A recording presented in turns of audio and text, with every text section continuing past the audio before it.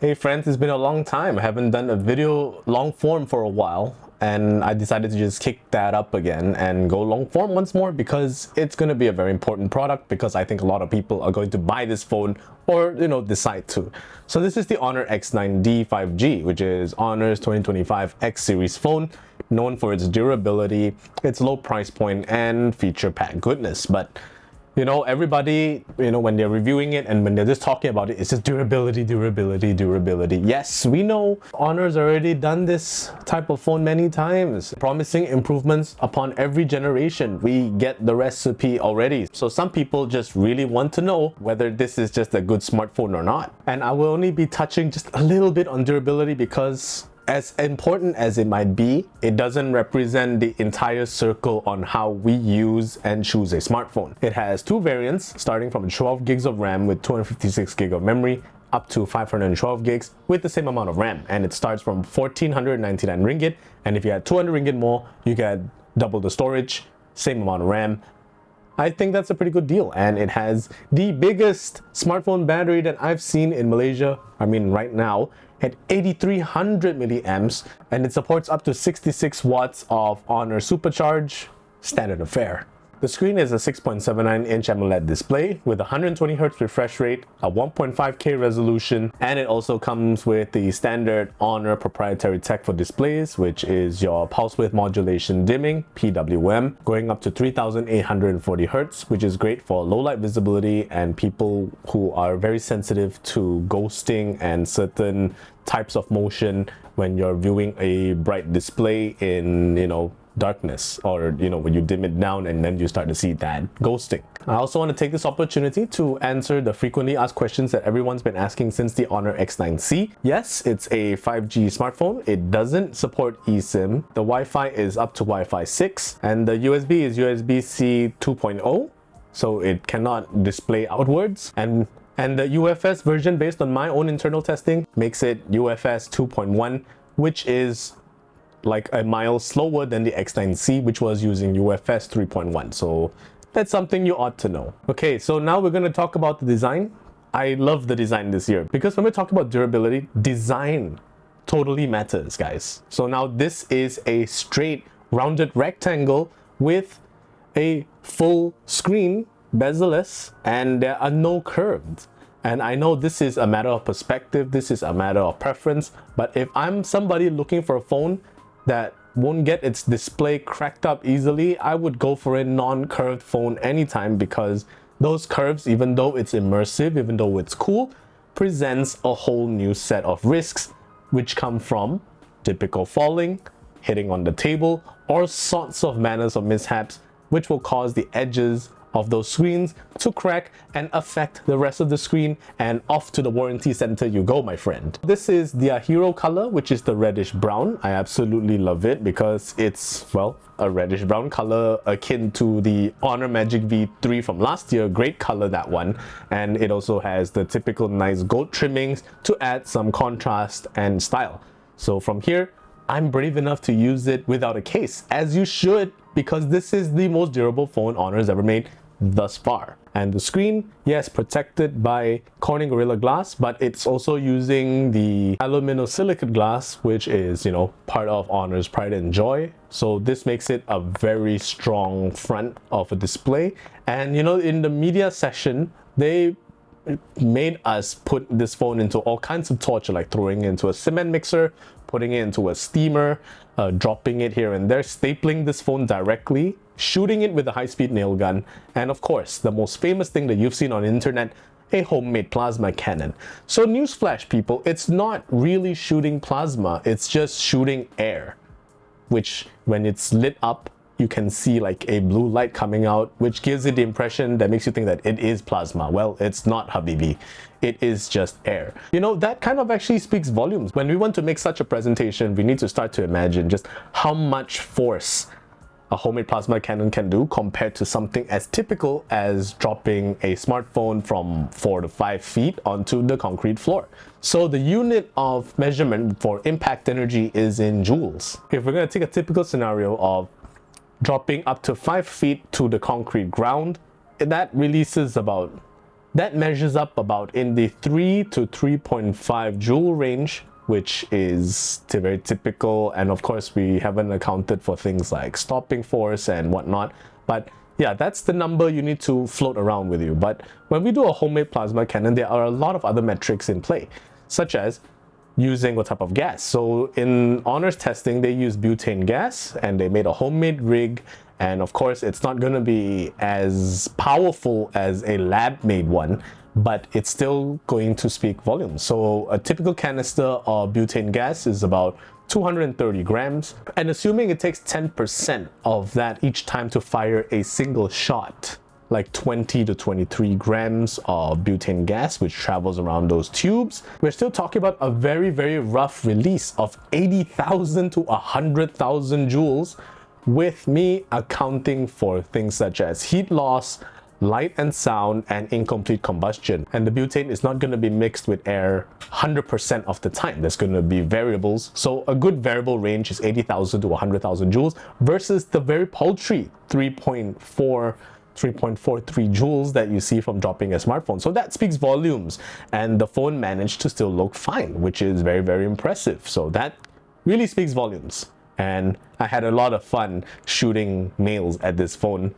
and seeing a lot of people get really nervous because I didn't miss a shot. And of course, we can't not talk about is the IP rating. So this has one of Malaysia's earliest phones to have a IP69K rating. Yeah, okay, fine. You can throw this in the water for a very long time, and just as how you could with the X9C, and now they can do it again, but a little bit better. So that's just me summing that part up. So throwing this in the pool, yeah, go ahead, man, it's fine. If that's really the type of thing that you were concerned with this entire time. Rest of the specs, Snapdragon 6 Gen 4, which is a 4nm chip, which is, I guess, recent enough. And it's running Android 15, also known as Magic OS 9 here. And it has 2 years of major software updates with some supplementary security updates after that. But this varies depending on your region. So I'm speaking on behalf of Malaysia, guys. So with that chipset, I already had a predetermined expectation of just how well this chipset is going to be, and it fell within that expectation. It's not for gaming. It's not for AAA gaming per se. It's for indie gaming, and it's for light mobile titles. So if you're just going to be playing Mobile Legends and anything below that, yeah, it ran fine. When I put that to the test with other games that I usually play, such as Dead Cells ran respectably okay. There's a little bit of occasional hiccups here and there. It's not too demanding of a game, but it's still a fun game to play and burn my time. But Zenless Zone Zero, on the other hand, 30 FPS, low, medium settings. If you want to put it up to 60 FPS, the phone's going to feel really challenged about it personally. And I could only get about, what, 40-ish FPS on low to medium settings. And I still think that's fine. You know, you want to do your dailies and whatnot, yeah. But if you're going to do like a full Holo Zero run, yeah, this is not going to be great for you. But if you're just going to be doing everything else, like watch shows, scroll through social media, use some AI for some fun here and there, yes, the Snapdragon 6 Gen 4 is going to run phenomenally fine. You know, because at this price point, yeah, it's not bad for everyday tasks. And besides, Magic OS 9 here, it's the real deal, and I pretty much approved of it ever since I had such a great use of it on the HONOR Pad 10, because you get the full AI suite and you get one of the most competent notes apps that I've ever seen, with full AI translation and summarization capabilities, as well as, you know, your typical things like your magic portal and nice gestures such as knocking for a screenshot. Yeah, I just took a screenshot. You don't want to subscribe for any Office apps, but you need to read Office files. HONOR Docs is there for you, dude. Full version. You don't need to subscribe. You don't need to do anything. It's already pre-installed in there, and you can do your work. And speaking of getting work done, you have an 83 milliamp hour battery. That's a lot. That's about up to 3 days of conservative use without it breaking a sweat. And if you want to charge this back using a 66-watt charger, that takes about 90-ish minutes at best, which I think it's okay because it is a very large capacity battery. And for charging cycles and for long-term battery health, yeah, it's still using HONOR's own silicon carbon proprietary battery tech, and Yeah, with such a large capacity lasting that long, you're not going to be having a lot of downtime. And for someone who needs to be on their phone all the time, yes, that is going to be a very big concern. But the multiple use of applications here, end of the day, it's a big battery 5G smartphone. So the first thing I had coming into my head was it being my secondary banking phone as well as my Wi-Fi hotspot phone, because it's gonna last that long. It just has more features. That's just me thinking about it from a secondary perspective. But if I'm gonna turn it into a primary perspective, I would also be concerned about the camera, right? So the cameras are just a dual camera system at the rear, 108 megapixel wide, 5 megapixel ultra wide, and a 16 megapixel selfie camera. The main camera sensor does quite okay. You can take pretty nice shots during the daylight. It doesn't have any optical telephotos. It's just cropping digitally from the main focal length, and it actually does quite okay because we're living in a time where AI is going to be enhancing images anyway. So as long as the AI is doing its job and enhancing it within reason and not making it look too painted and over sharpening and or oversaturating, then it's okay. It's very serviceable. If not, I would say good. The ultra wide 5 megapixels, guys, you might as well not give us that. You might as well just swap it out with a 10 or 12 megapixel telephoto. I'm not saying it's terrible, but it's not great. Image quality is so-so. Lens distortion is pretty mid, and it's just there to really be for the sake of variety. At least you have OIS. And it proved itself when I was taking shots at Kuching, where everything is just constantly moving and bugging me out. So there's that. Selfies, 16 megapixels, standard affair. Takes pretty decent shots. My face isn't too AI generated, and even if it did, it probably referenced it from somebody's AI image of me anyway. So wide camera, yes, good. Image is sharp, colors are nice, contrast is decent for its price. Ultra wide, mid. Selfies, okay. It will take selfies. Finally, when we come to this point, I guess we're going to be asking the question, is it worth upgrading from the HONOR X9c? I would say not really, because, you know, the prices are pretty near each other and you're not really getting like a huge day and night performance bump in terms of literal performance. And in fact, the UFS speeds, you can see USB 2.1 on the X9D and UFS 3.1 on the X9C. If that's going to be a concern, read-write speeds for you, yeah, you don't need to upgrade. I mean, you don't need to jump to this year's model from last year's model, I mean. And yeah, durability-wise, yes, it's going to be the king. It's the phone that you're going to be tossing around, dropping, and not giving a care of it for the world. And it will still be fine at the end of the day. And I'm saying that with more confidence now because no more curved display. Everything's just there. I absolutely love that move. And if you don't like it, go for the X9C. Curved, go ahead. No one's forcing you. From a value standpoint, yeah, 1499 ringgit. You want just an everyday phone to do everything for you. You've got a decent AI on Magic OS 9.